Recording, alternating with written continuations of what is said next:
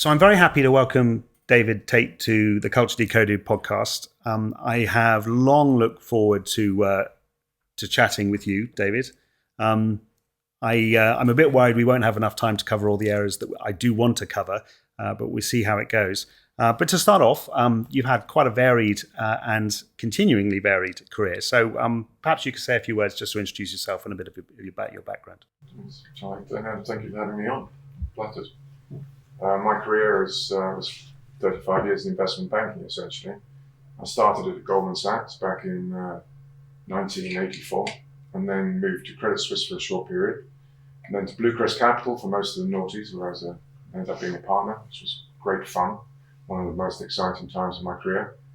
And then, cut a long story short, the latter part of my career was at Credit Suisse, where I ended up running the macro division, which is rates, commodities, FX, and all the electronic businesses, before leaving by mutual consent, shall we say, in the middle of 2016, when the ship started to list, and I saw the writing on the wall.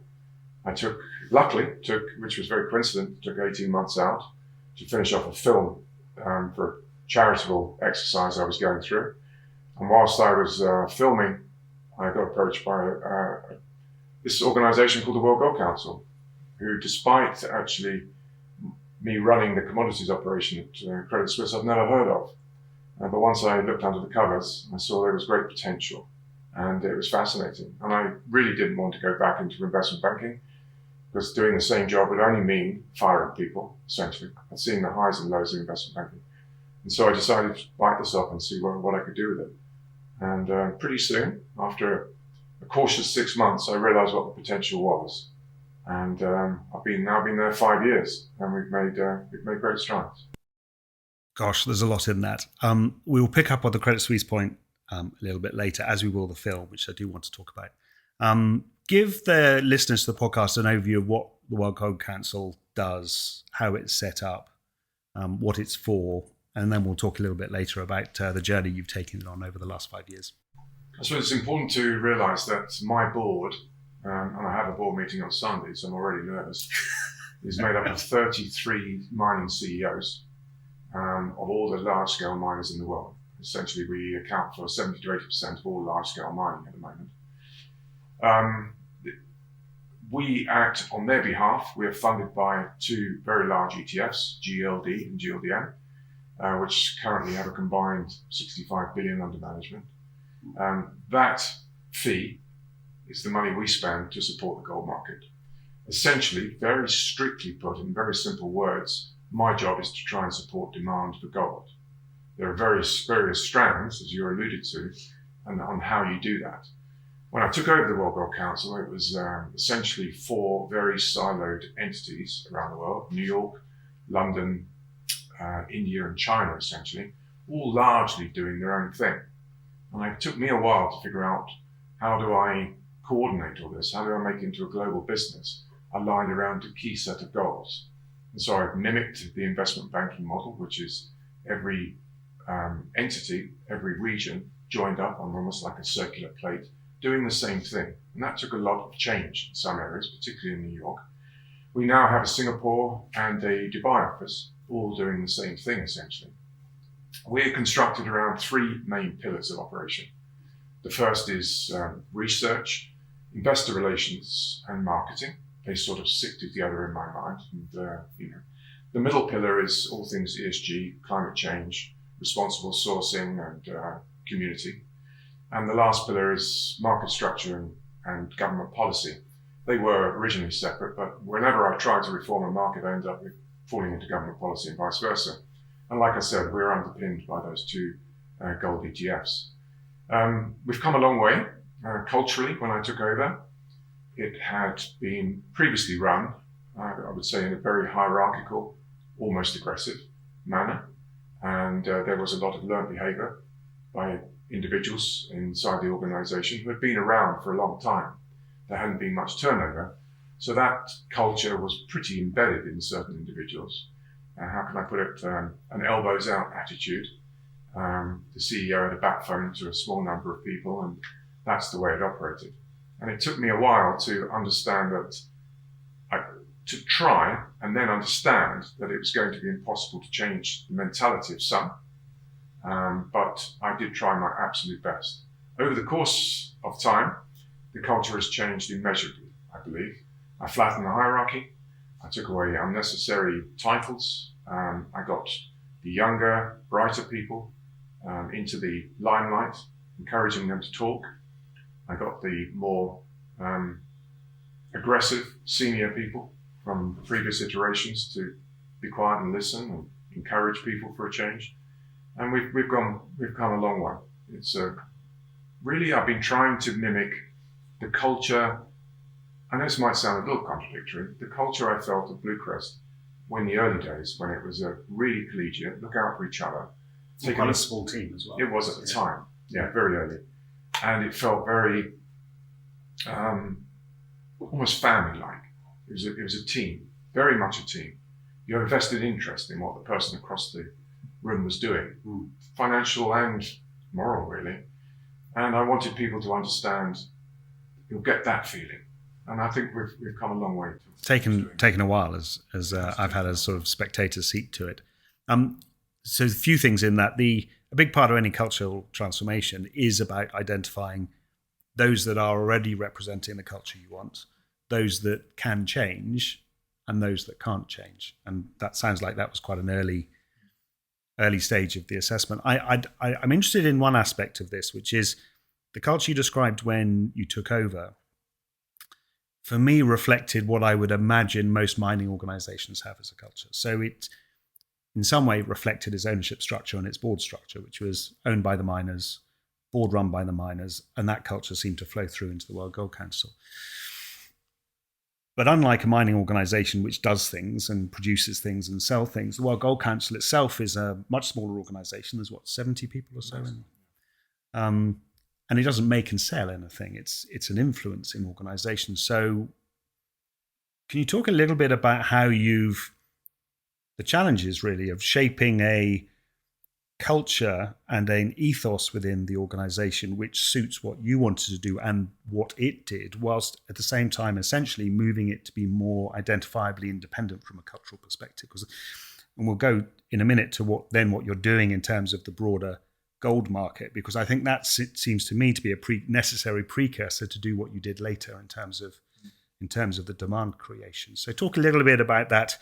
Was that painful? Was it something you did within sight of the board?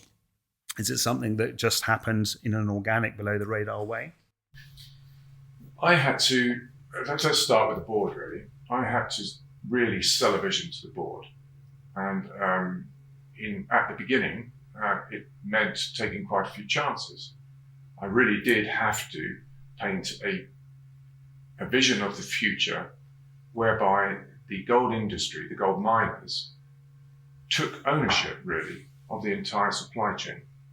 And I was somewhat bemused when I took over that there was almost disinterest in everything outside of mine site, which was a bit odd. Because you produce something. To you, but maybe not odd to them. Haven't been odd to them, no. They Yes. put the gold onto a helicopter, and as long as they got paid, they didn't really give a damn where it went, with all due respect. They didn't care. And I found that a bit strange. I mean, BMW cares about the people who buy their end products at the very end and everywhere along that chain. And I also was aware of, back in 2020, there was almost a moment where the market completely fell over, early stages of COVID, because they were not able, not digressing here, but they were not able to get gold to New York to settle contracts. And so this EFP contract, which settles all this stuff without going into detail, blew out, and tons of banks lost tons of money, and the whole market almost fell over. Now, as an example, my membership knew nothing of that. In fact, not many people knew that had happened. But I thought it was extremely important that they understood the arc of their product, because at some point that OTC market could have fallen over through lack of participation, through, I would say, adoration of the status quo, just market share grabbing, and it was shrinking in and itself, which wasn't a good thing for the market, systemic risk, anybody. Least of all, my minds. I had to take them on this journey to understand all the various segments, from when it comes out the ground through refining right the way through to the jeweler. And we've come a hell of a long way. So selling that early vision to people who really only wanted me to sort out demand, essentially.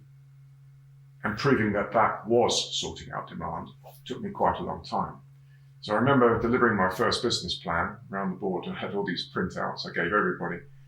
And they all signed off on it, long story short. And then it was a case, of course, they sat back to watch me either succeed or fail, of course, which is over to you, David.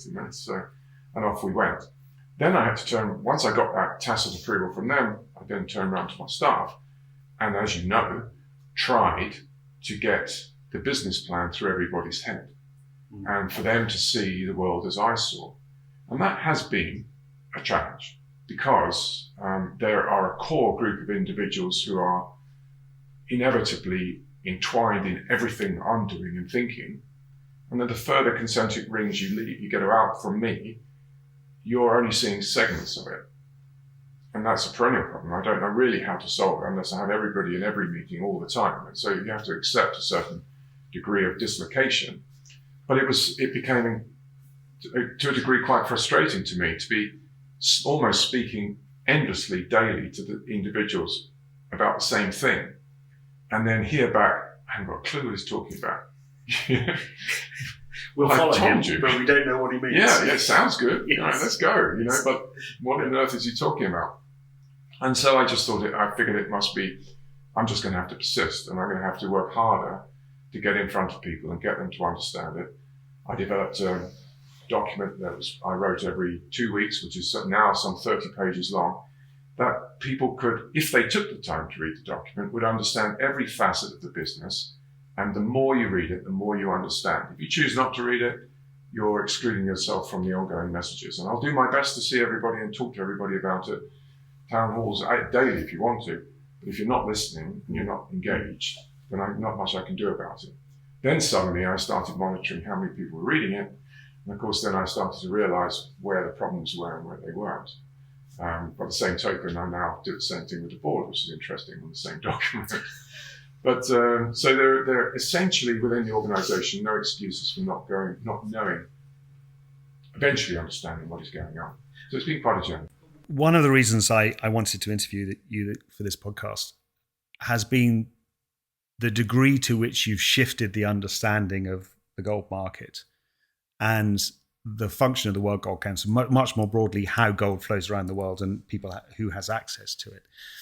And what you've just described is something I hear a lot with people who are genuinely introducing a new way of thinking about a market or a product or an organization, which is an exhaustion with the explanation of what you're trying to achieve, because incremental change is possible for people to imagine, but a fundamental reset in the perspective is very hard, whether it's the miners or your staff, etc.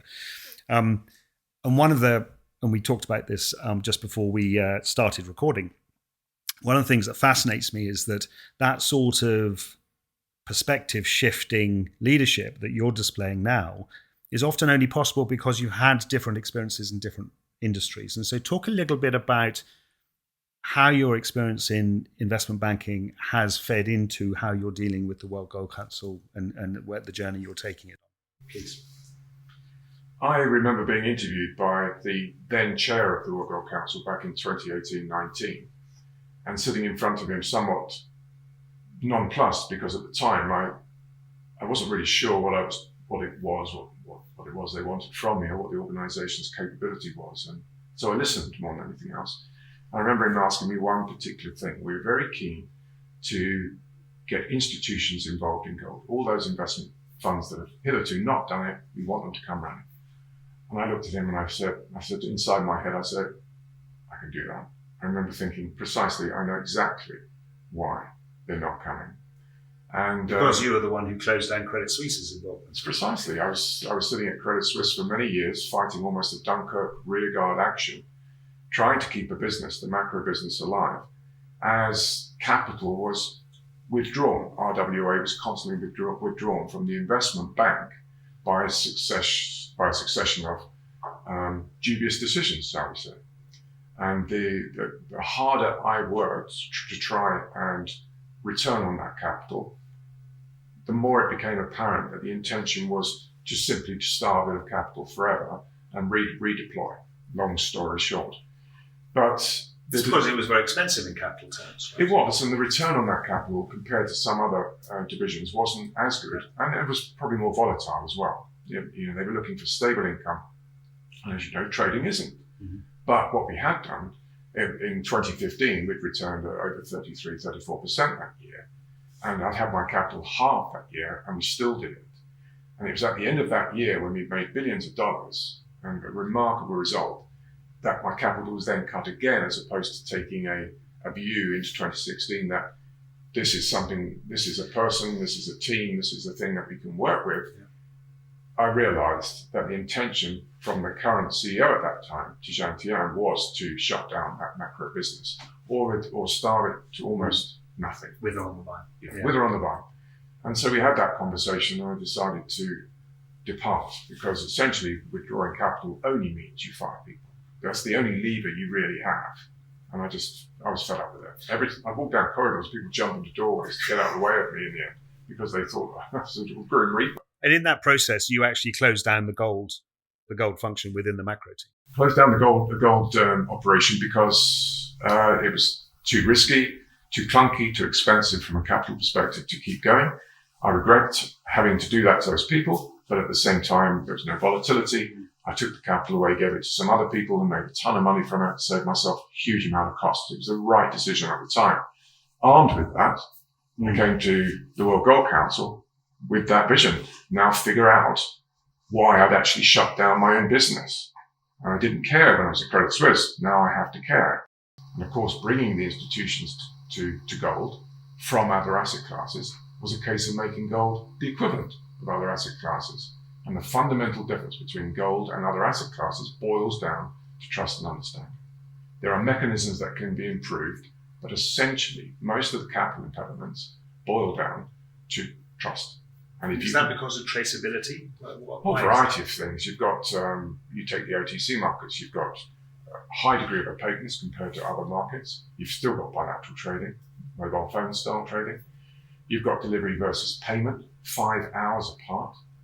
Like literally, if you do $100 million, you don't get paid until New York closes the dollars and gold closes at 3. So not many risk officers will enjoy that prospect.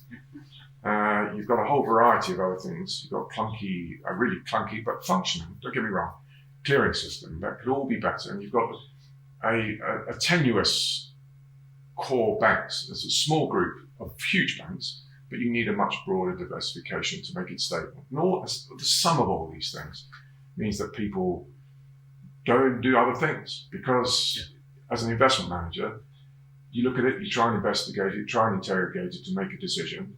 You look at the costs, you look at the risks, you look at the lack of understanding, you think, now I'm going to go and trade treasuries, or I'm going to trade something else. And that's what's been happening, essentially, by comparison to other asset classes. Yeah. So what are you doing? What have you done to address this? Because this long-term story is a fascinating description of linking meaning, purpose, and long-term societal gain to a commercial outcome. So I'd love you to unpack that a little bit. Well, once I got the World Gold Council pointing in the right direction, I realised there were 3 or 4 things that I needed to do, as the industry needed to do, or I needed to do with the industry, take the industry with me. And the first one was, and none of this is rocket science, let's be clear, right? But it not being done, was to create a database, a golden source of information that contained all good gold. And by good, I mean responsibly sourced or accredited, put it that way. And for instance, all the good delivery lists of the globe will go in there, not just the London, the Dubai, India, panda coins from China, but all accredited gold will go in there. It would not have the intention of trying to level set or dictate a standard. That would be a natural Darwinian process. That's not up to me. But there would be a place where everybody, hypothetically, think big, think long term, would go to check every time you go and buy gold, where it's come from, that it's been responsibly sourced, and it is what it is. It says it is. And I remember at the time when you were starting to break cover on this plan, I know it had been brewing for a while before you broke cover, but you talked about the trust. One of the impediments to trust is not just systemic or market-based. It's the fact that you don't know the difference on the market between good gold and bad gold. So essentially, it's all mixed in together. So what you were trying to do, as I understand it, was to create that clear distinction. So in other words, to make it clear a supply chain around gold that is responsibly sourced, responsibly mined. You talked about no children, no mercury, and make the distinction between that and those that are not accredited in that way, thereby creating not only trust, but also creating greater reassurance of access. Absolutely, yeah. The idea is to essentially create a database that is immutable with trusted gatekeepers around the world. And that database of good gold grows incrementally. Maybe central banks put their gold in there at some point, I hope, etc. And at some point in the future, hopefully not too long, if you sit outside the database and you've got gold under your bed, or you're avoiding nefarious reasons, whatever it is, your market for that gold will shrink. Because if I can make this database so ubiquitous and well known that you wouldn't think of not checking in the database when you eventually, technology allowing, can check a piece of jewelry has come from that responsibly sourced gold, you can see a situation where if you're not in the database, you'll have to discount eventually. And in doing so, over time, you increase the quality and the trust and the reputation of the product. The next step, which I wanted to try and do, was trying to solve for accessibility to gold and the fungibility of markets. They were two separate things in my mind at one time. So think database first, now solve for these two. So how do I do this? And I remember when in the first few months of joining the World Gold Council, my patient staff were trying to brief me on all these different things, which I'd frankly never heard of at the time. And all these different shapes and sizes and grades of gold. And I remember in frustration one sweaty Friday afternoon, in despair, saying, why do you make it so damn difficult to invest in this thing? Why don't you just put it all in a giant pot and melt it? So it's just gold. How about that? And they all rolled their eyes and went, oh, it's a good idea, it's fine. And they went, but I held back thought. And so the notion behind this, I've got to back up a little bit. There are two strands. I've been working as the chair of the Precious Metals Working Group of the FMSB for a long time. And for the last 5 years, I've chaired a group that has been trying to reform the London gold market structure, gold structure, the ecosystem. And so there is this body of work which is set about correcting some of the things I've mentioned, for instance, the clearing system and the opaqueness, etc. Fundamental analog to digital work, literally. Alongside that, so that's digitalizing the gold ecosystem. Yeah. My plan is to try and digitalize gold itself.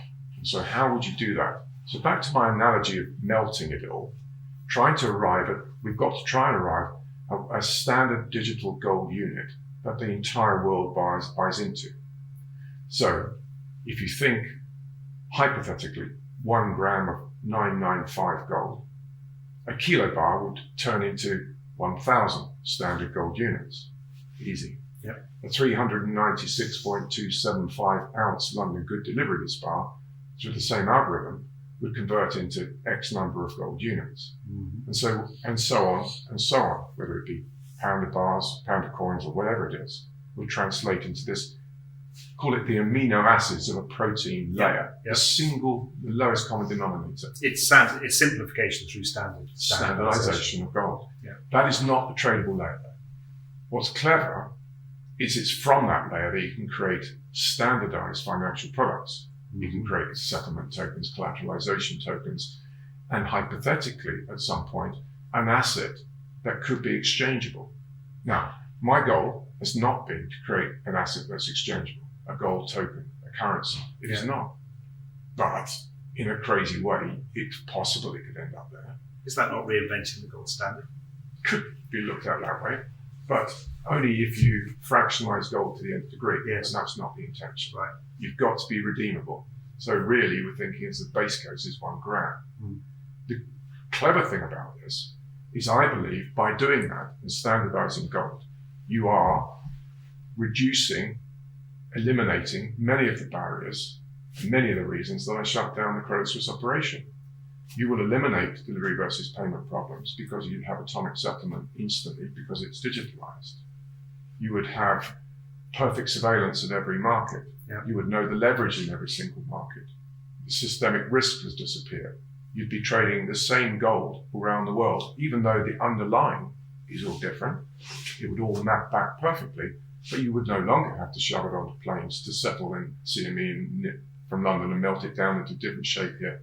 You'd be able to do it in this digital form. So no longer niche and no longer demanding such risk-weighted capital. Ideally, in the digital form, that's right. And so I'm confident, very confident actually, and I've tested it on many people much smarter than me, that the institute, roughly, many estimates, but $200 trillion of assets, investment assets in the world, only 1% is allocated to alternative investments, let alone gold. That's my point. It's niche. Right? Exactly. And so we can prove, the World Gold Councils, boffins, can prove that to have 5% roughly, variable, 5 to 7% of gold in a portfolio, balanced, normal portfolio, will be to your benefit. From a volatility, risk-weighted returns, it just works. People just don't know this fact. It came as a surprise to me.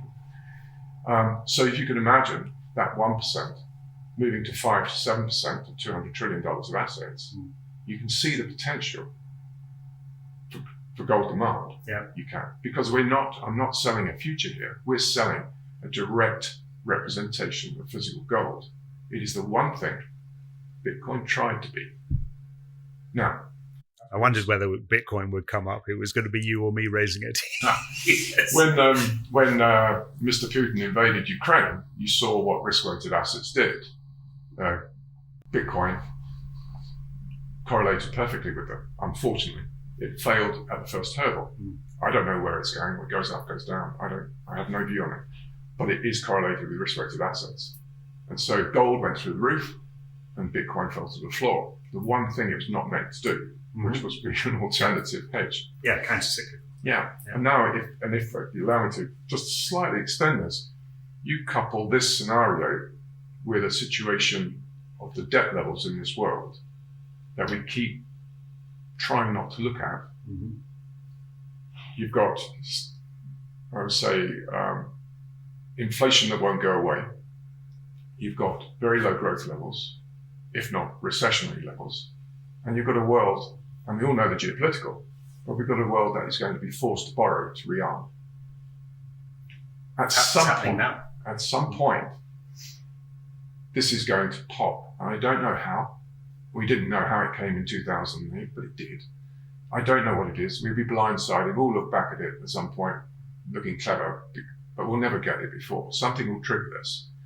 And so I think trying to focus people's minds on gold as an alternative, an addition to your portfolio, as an alternative to fiat currencies, not to their exclusion, of course. Which is the problem with Bitcoin, isn't it? Exactly. Yeah. They're correlated, whereas gold is the opposite. And so it lends itself in the current geopolitical, geoeconomic, and debt-ridden environment, which worries me the most.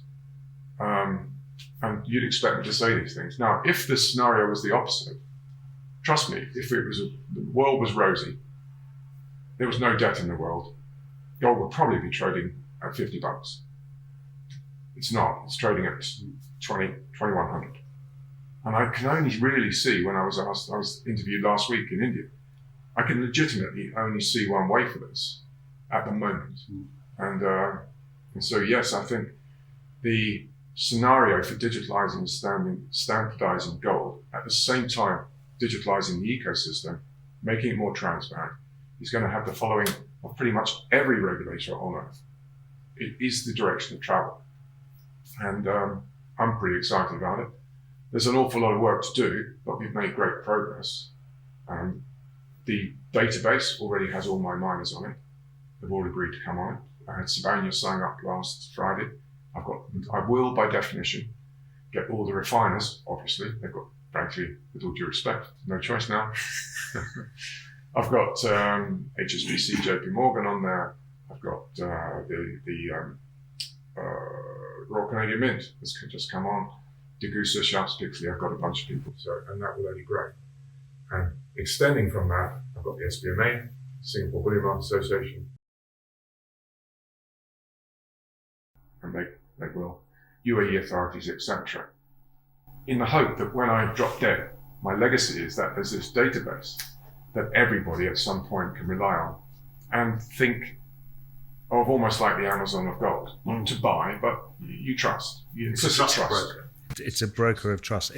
For me, this is a fascinating story, and we're going to move on to other areas shortly. But what started as quite a simple remit, which was promote the demand for gold, has turned into changing the market for gold, with obviously an accessibility goal. But for me also, it creates a real long-term societal and planetary benefit in that you are making that separation between good gold and not good gold, or what is not in the good gold. I would say bad gold, but that's the implication. And we talked about it briefly when we were preparing for this conversation, in that virtuous circle of doing something which fundamentally benefits and promotes good practice in extractive industries is ultimately good for the industry economically, which then creates a virtuous circle where more people start to join in, and therefore it isolates and marginalizes non-beneficial practices, let's say. That, for me, that virtuous circle, there's a lot of talk about purpose in the world at the moment, in the business world. I think that can sometimes miss the point that the real, excuse the phrase, but the real golden ticket is to create that virtuous circle where bringing about societal benefit is also good for the commercial benefit. And we talked about it with other guests on the program. That's really important. I'd like to change gears and talk specifically about culture, because I've had in the past some really interesting conversations with you. The background, your career trajectory described growing up as a leader within investment banking, which is traditionally seen as highly transactional, doesn't invest a huge amount in culture, doesn't really recognize the word, or historically it hasn't. Since the financial crisis, it's had its feet held to the fire.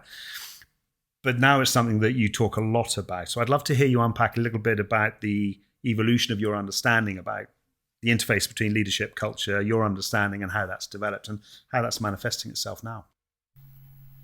Well, you're right. In trading days, there was no such concept, and nobody could even spell the word, to be perfectly honest. Or you came in, you did your thing, it's up, down, made money, didn't, go home. Bonus. That's it. You didn't really think about it. My real baptism and understanding of the importance of culture came when, in 2012, when I took over control of the FX operation at Credit Suisse as a business. And so I went from trading financial positions into my positions were people. It was a different way of looking at it. My investments and my risk were individuals all of a sudden, not what it was implicitly what they were doing, but it became human beings. And this is foreign exchange. Foreign exchange. Was that in the eye of the Euro crisis, 2012? Is my chronology right? Yes, it was the European debt crisis. Yes. That's right. Yes. Yeah. So it was great fun. I mean, it was pretty predictable and understandable. We made money and all that. But really, when I started running a business, as opposed to being a trader, that's really when I started to think about things I had not really thought about before. The environment everybody worked in. How could I get the best out of them? How did I end up dealing with people? And even though Credit Suisse still, to this day, I only had one HR issue that I remember in my tenure at Credit Suisse. It's remarkable. Everybody came in, did the job, went home. I only had one person who incidentally signed on to Ashley Madison at work. It was almost funny at the time. It was. That was my only issue. But the more I invested in the individuals and created this teamwork and brought people into the understanding of how everybody else interacted, how everybody's contribution became greater than the sum of the parts, and people understood what I was trying to do, the more productive we became. And I noticed this. And I also wanted to create a culture where people wanted to come into work because I got more out of them. And I found this a fascinating thing to try. I really did. I enjoyed watching people enjoy what they were doing, because I'd spent 30 years, frankly, not enjoying trading. I was reasonable.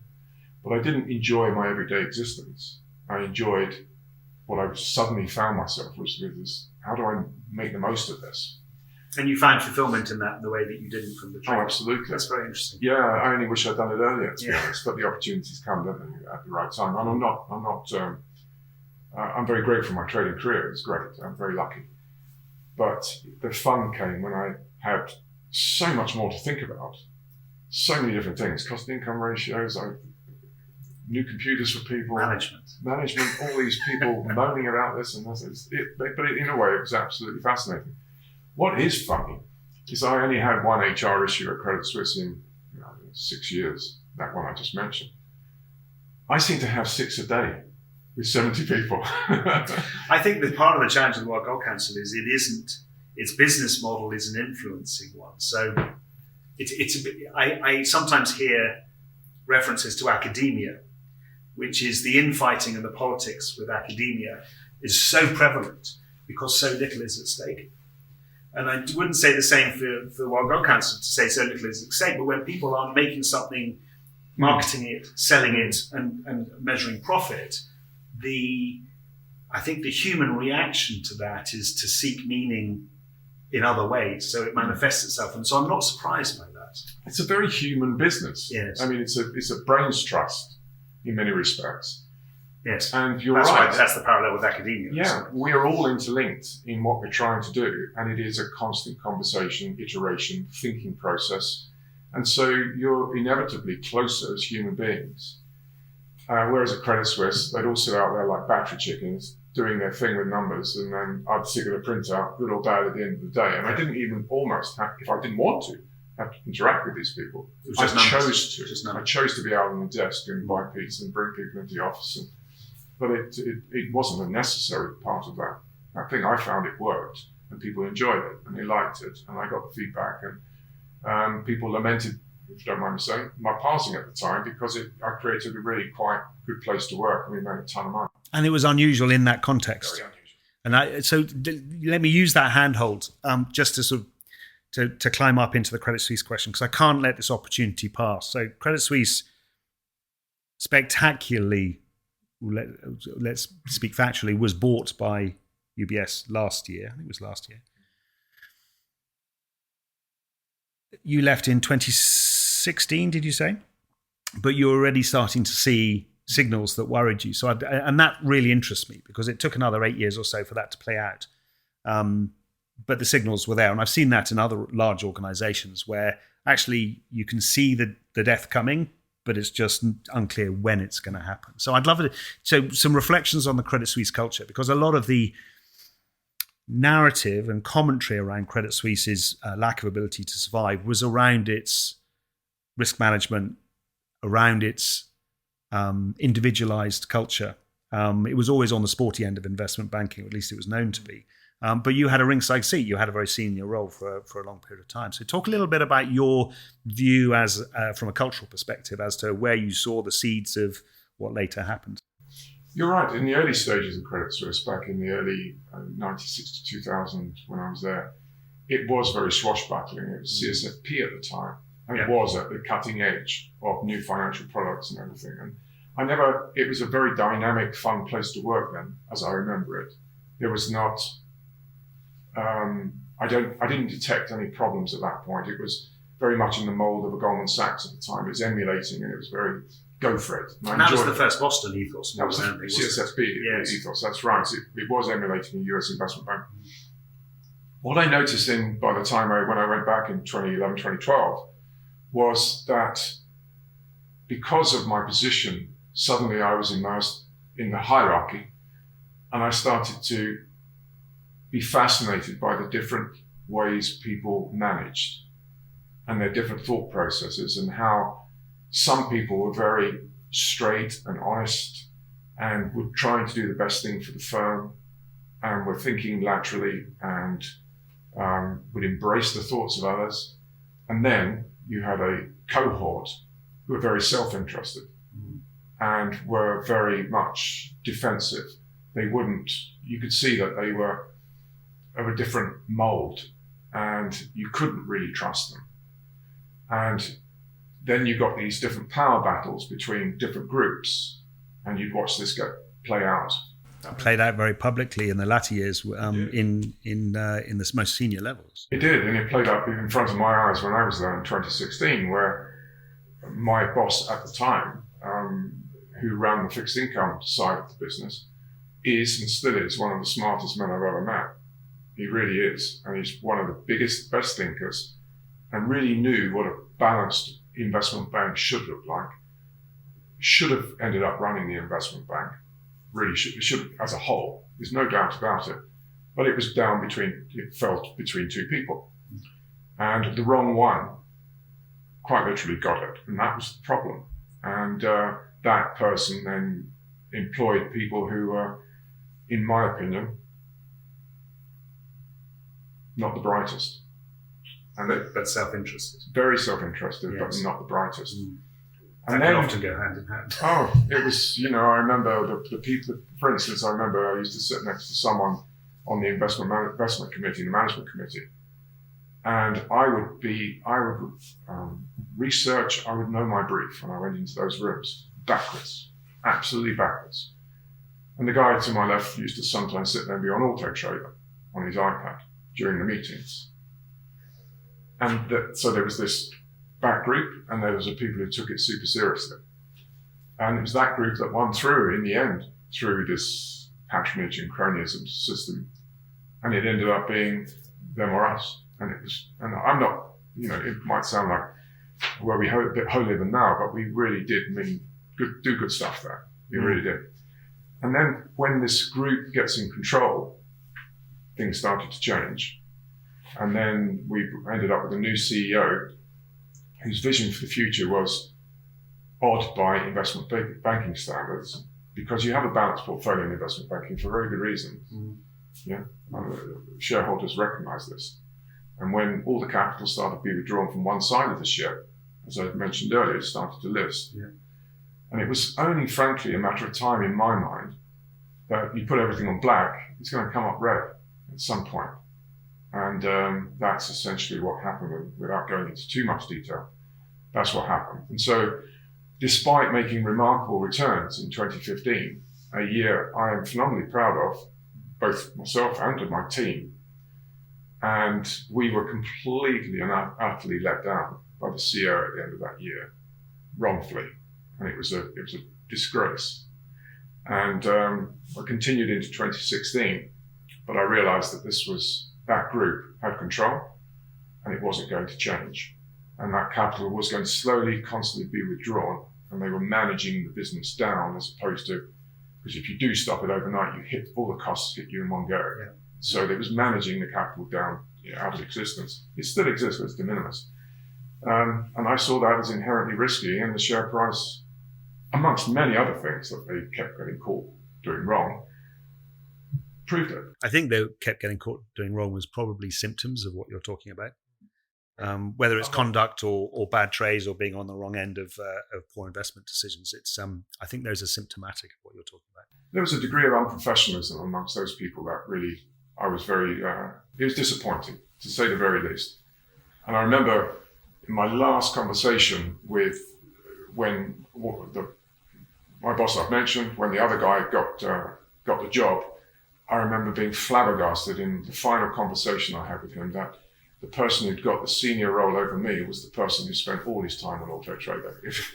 You left me with the vision of the Auto Trader now. It never ceases to amaze me in those meetings where I was so prepared and so frantically nervous, I'll be honest. They were pressurized meetings. He'd sit there in Auto Trader with almost impunity. It's extraordinary. Yeah, it was. Therein lie the seeds, right? And it's one of the, for me, it's one of the great stories of a corporate evolution and then demise. I think someone's written a book around the phases of business, and the last one is Nexus, right? Which is essentially, and I think the stage preceding that relates to pride, right? Or a feeling of invincibility, hubris. All right, thank you. I think we could spend another hour talking about that. But outside work, you have what I think is an equally colourful life. Private pilot. You've summarited Everest 3 times? 5 times. Oh, I'm so sorry. That's yes. And I was asking whether you're training for another one, and you said no, I'm done with that. So Everest summited 5 times. That's actually for a non-professional climber. That's unusual. Most people do it once and say, right, that's it. And you mentioned the film that you were making after your time at Credit Suisse, Sulphur and White, which I do recommend listeners to have a look at. And all benefits of that go to NSPCC. Is that right? And you linked to that, you're an very active supporter of NSPCC. In fact, I should say to people listening to this podcast, David had the annual dinner last night, so I particularly appreciate him coming in early this morning to talk after such a night. But talk a little bit about that driver, because I know it's an important part of your life as well as your professional side. Where to start? I had a rather dubious childhood, to be perfectly honest. And when I was 10, I was essentially held hostage for a bunch of months and very badly sexually abused by a group of men, one of whom included my father.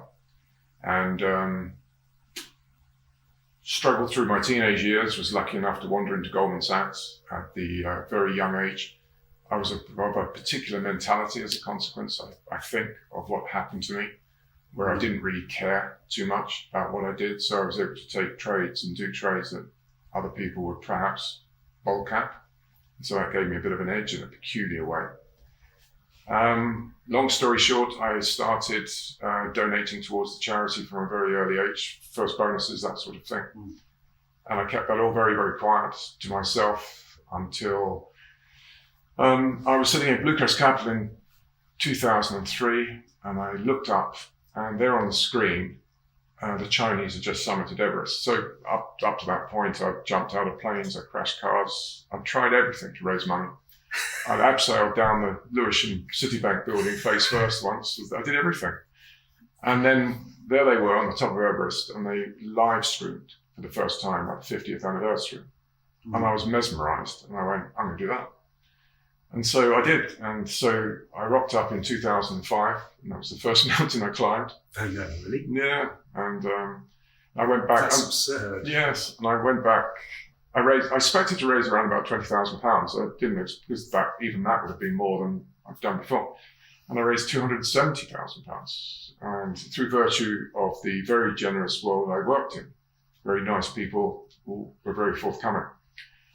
I was so gobsmacked by how much I'd raised that I thought, oh my God, I've got to do this again. This is great. And so I recovered through 2006, and also I couldn't take every year 2 months out. And in 2007, I decided that I was going to do a double traverse of Everest. And I was go up the north side, come down the south side, have a cup of tea, turn around, come back over. And I Googled, has anybody done a double traverse before? And no. I thought, this is going to be good. I'm going to raise a ton. So there I go. I send out my begging email to everybody just before the 2007 expedition. But this time, for some reason, at the end of it, I wrote, please donate to the charity, blah, blah, blah, because I was one of those children. Fateful words, but that's all I put. And I've not told a soul to that date. Yeah, but I hit send. I ran for the door and thought the end was going to work. The world was going to end, and it didn't. Everybody just almost didn't even react in many respects, which was nice. So I go up, I eventually get there. I climb the mountain with my Sherpa. We get to the top. Just short of the top, we're in a tent just before we go for the summit, and he's praying. He's doing his chanting, lovely, mesmeric. And I've just got off the phone, sat phone to my wife, saying we're just about to go for the summit. And I said to him, does your wife know what does your wife think of you doing this? This is his 11th, right? And he said, she doesn't know. I went, what? He said, no, she thinks I'm the cook. Base camp. He hadn't told her because she'd worried. And in that moment, there was I trying to grandstand to raise a ton of money, mind you, grandstanding nonetheless to try and be the first to double traverse. And I had this epiphany. Whereas I'm going to go over and hypothetically turn around and come back at some point, because he's so much stronger than me, mentally, physically, in all ways. I'm going to have to ask him to step out of the way so I can do this. And I went, that's not going to look good. And I felt quite ashamed of myself. And so I had a bit of a moment where I thought, I'm just going to go down. I'm not even going to bother, because I'd already summited. What's the point of two? Yeah. But we went to the summit and we got down the other side. And as we walked into base camp, which is this descent story is a 3-hour story in its own right. When we walked into base camp, everybody came out banging pans, advanced base camp, banging pans and stuff, saying, congratulations, you're the first in history to have ever done it once. I never thought to Google has done it, anybody done it once. I didn't. And you were only halfway. And so that was a joyous moment because I suddenly could smell the champagne on Qatar Airways. And I went, I'm not going back. I regret to this day that I actually didn't. So you didn't turn around? No, we went straight home. We just grabbed the bags and legged it because it was great. We got a record. Yes. Who cares, right? And we'd almost died on the way down. It was a horrible, horrible experience down. But it was a remarkable thing to have done. And the following day, almost the following day, 2 Americans got to the summit of Everest, and being the clowns they were, they waved free Tibet flags. And the Chinese noted this and then shut the mountain that very day. And to this day, no one else has ever done the north-south traverse. And no one ever will. No. So I still own this record. So and that north-south is starting in China and ending in Nepal. Yeah. No one else has done it. Not because it's difficult, but not because it's difficult, because those 2 guys wave free Tibet flags. Anyway, that's a digress. You didn't stuff them into their rucksacks on your departure from base camp, did you? And when I got back, I wrote this. I was beat up. That descent was brutal, and I'd lost 3 or 4 stone. I was tiny, and I took 3 months off. And during that period, because of my email before I left saying I was running this, I decided to write my story down. And I had this brainwave that I would write 7 or 8 chapters of climbing. I would intertwine them with 7 or 8 chapters of idiosyncratic stories from my life that I, in my brain, mapped back to what had happened to me. And I would try and, when you got to the summit, you would get to the low point of the story and it would all make sense. And I wrote this thing, whopping great manuscript, and I handed it to book agents, super confident they would find it brilliant. And they said, it's the most boring thing, get rid of all the climbing. And maybe we've got something to go for. And I was so offended. I thought, book a prize, I thought, it's all mine. In a fit of hubris, I slung it in a drawer at home and largely forgot about it. My wife, by pure chance, gave this to someone she knew at a gym whose husband was in the film business, wanted to be in the film business, wanted to make him go at it, who was looking for good scripts and thought this was the story of a lifetime. And between 2008, more or less, and 2018, we went through numerous writers, always focusing on the Everest element, which was inherently wrong. Eventually, believe it or not, I had to go at writing the script. And again, I wrote it in a way that I thought would tell the story, but in a sellable, glamorous way, sellable film, And it got the attention of EMU Films and Modern Distribution. I was lucky. And they unpicked my story, and I spent 6 weeks in a room with a professional writer at that point who shared all my James Bondish elements of it and got right down to the nitty-gritty. And when I eventually got that script delivered to me via iPad one day, I couldn't read it. It was quite shocking to read this about yourself. But that's the element of the film. And the film was made, it's called Self and Mind. It does tell my life story from the perspective of an abused child and what it does to that person. But most importantly is what that person does to others. And that's what I really wanted to come over. It was the collateral damage that someone like me was hopefully, but capable of, and the damage I inflicted on so many people over that period. I'm very proud of it. It's certainly not a vanity project. You only have to watch it to understand that. I don't know what we call it. It's not a vanity project, but I decided to put it all out there, no holes barred, and see where pieces would land. The sad thing was, the wonderful thing was, I had a royal premiere, and Her Royal Highness showed up. It was one of the best and most terrifying days of my life. I loved it and hated it at the same time. She sat there, held my hand all the way through the film, much to the chagrin of my wife, but nevertheless, it was nice. And sadly, 2 weeks later, Boris Johnson shut all the cinemas for COVID. And it was a hell of a blow. And I remember I was in the Liverpool Everyman after giving a speech, because I spoke at every cinema. Exhausting. God, must be. Was. And I got a phone call, or the Sky News said they were going to shut. And the trip back to London on the train was awful. And we tried to pivot onto the platforms, but then the platforms became a buyer's market. And of course, they wanted to kill independent film. Yeah. It was just bad timing.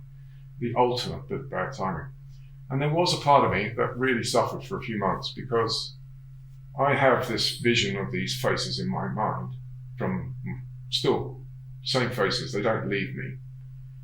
And I thought by getting the film out, it would be the ultimate victory. And so to be thwarted at the last moment by something bizarre, completely out of your control, out of my control, there's almost, these faces were laughing at me for a period. It was a bit of a tough, little bit, I don't want to sound melodramatic, but it was a bit of a challenge to actually try and get through it. But the people who had invested in the film, or shall I say, more donated towards my cause, I would say, were remarkably cool. Yeah, it's difficult to be anything but, really. The you might not know this, but the first time I didn't meet you, actually, I saw you. You spoke at my daughter's speech day in Felton Fleet. You know, I was a parent there at the time. We hadn't met. I then asked to find a way to meet you. I've long admired, and one of the reasons why I wanted to make sure we talked about it on this podcast is your ability and willingness to talk about this, because otherwise it's hidden and out of sight. And as you said, all your work with NSPCC is about helping children all around the world who are in some way not in a good place or not being treated well. It requires transparency to do that, but transparency requires extraordinary bravery. So long admired your ability to do that and repeatedly do that, actually. But also, and to what degree it's linked, I don't know. But what you're doing with the World Gold Council, what you did at Credit Suisse, what you did with Everest, is you also have a remarkable inability to accept barriers that might be obvious to other people. So the freedom of thought, I don't think it's risk taking, because it probably doesn't appear to you that way, but the lack of seeing barriers in whatever you do is, I think, a rare thing, but it's also a prerequisite for genuinely changing things. And that's not to be underestimated, and it may be linked, it may not be linked, it might just be innate. But to imagine you'll do a double traverse of Everest just because, it gets the profile, it gets you the sponsorship, but it requires an inability to see anything as impossible, which also I have long admired. And I think that is far too rare in the world. And as we see so much, people restrict themselves by barriers that they imagine that aren't actually real. It's remarkable how many times I get asked, so you just rocked up Everest and climbed it? I mean, yeah. And I think, well, what else would you do? I think, well, why don't you just try it? And I remember at Credit Suisse one day, big board meeting, and that boss I mentioned, who I thoroughly respect and is a great friend, I remember him coming into the board meeting in a bit of a frenzy, because the new CEO had halved the division's capital, which felt like we'd just all been shot dead. It was like an impossible equation. You just can't imagine how you're going to survive. And I learned a lot from this. Two things I learned from that moment was everybody around the room almost had a coronary attack. It was like 15 to 20 men, middle-aged men and women, like needed heart massage. Ripples out, right? They were just like dying, these people. They couldn't imagine how they were going to survive. And I watched this with amusement. And I did. I remember sitting and looking at them all going, these guys have no idea how bad things can get. So I know, again, not holding them up, but if they're worried about this, I thought to myself, and guess what? We solved it. Yeah, of course. That was the second thing I learned. The only way sometimes is to think the impossible, to change, think what people think is impossible, to get stuff done. I've often said, hypothetical conversations, what would you do with the NHS? And I come out with all this stuff. I do know that the people who are in charge haven't thought the impossible yet. No, they can't imagine. They can't imagine to sort this and sort these of various companies. What would you do? What would you do? They can't put their head there. We were forced to put our head in a situation and get our mind to a point that was considered utterly impossible. None of us have dreamt we could pull that off. We did it. Yes. But we were forced into it. And so I'm aware of that now when I go into these things, which is try. Absolutely try. And I suppose there is I do have a certain edge in as much as, and weirdly it ties back to the childhood thing. Nothing's bad. Nothing's worse than that. What are you going to do? Yeah. How bad could it be? The point I made earlier on when we were discussing special forces torture, which was a bizarre early morning conversation. Interrogation. Yeah, I don't think they'd like the word torture. Yes. Interrogation. How on earth could I sort of just shrug my shoulders? But I've been put in such a place that is still so very indelible and so fresh in my mind, bizarrely, despite my age. Feels like yesterday. That there isn't anything anybody can do to hurt me. I suppose in a way it's and I try and take people on that journey now, back to the World Gold Council. Yes. They look at me sometimes going, really? I go, yeah, you can do this. Really? And what happens if I don't think like that? It'll be fine. You'll land. Yeah. It's the ultimate Stoic. I mean, it's not new thinking, is it? It's the original Stoic philosophers from before Christ were very careful to distinguish between what you can control and what you can't control. And the only thing you actually can control is your own thinking, your own mindset, and your own control of yourself. The rest is all in the bucket of you can't control. And it's not just traffic, weather, but it's other people. And in our modern society, and of course social media doesn't help this, is that we get terribly caught up inadvertently assuming we have control of what other people do. And if you can create that separation, and you do, it's remarkably freeing because you're not encumbered by illusions of control of anything external to yourself. It's remarkably self-sufficient, but also I think it's the essence of freedom of thinking because you're no longer encumbered. You're just in control of yourself. Really, my goal at the WGC is really to literally do what we need to do to get it done. And yes, it's big. Yes, it has seemed impossible to some. But my most recent chair, Randy Smallwood, always keeps using the phrase, which is embarrassing but flattering at the same time. David doesn't know what's impossible. Yeah. What impossible? I think he used David doesn't know what's impossible, and which is a nice thing to say.